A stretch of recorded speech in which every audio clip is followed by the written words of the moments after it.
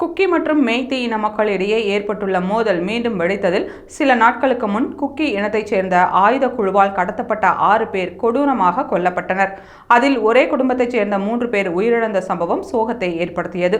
கடந்த நவம்பர் 11ஆம் தேதி குக்கி இனத்தைச் சேர்ந்த ஆயுத குழுவினர் மீது CRPF காவல்துறையினர் நடத்திய தாக்குதலில் 11 பேர் சுட்டுக் கொல்லப்பட்டனர்.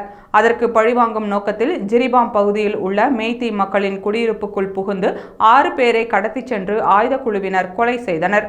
இதில் 3 வயதான சிறுவன், அவனது தாய் மற்றும் பாட்டி ஆகியோர் மிக கொடூரமான முறையில் கொல்லப்பட்டு அவர்களது உடல் அஸ்ஸாம், மணிப்பூர் எல்லையில் வீசப்பட்டிருந்தது.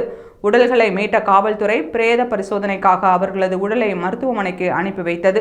மருத்துவமனையில் அளித்த உடற்கூராய்வு அறிக்கையில் சிறுவனின் தலையில் ஒரு துப்பாக்கி குண்டு இருந்ததாகவும் பல்வேறு உடல் பாகங்களில் கத்தியால் கிழிக்கப்பட்ட காயங்கள் இருந்ததாகவும் அந்த அறிக்கையில் கூறப்பட்டுள்ளது.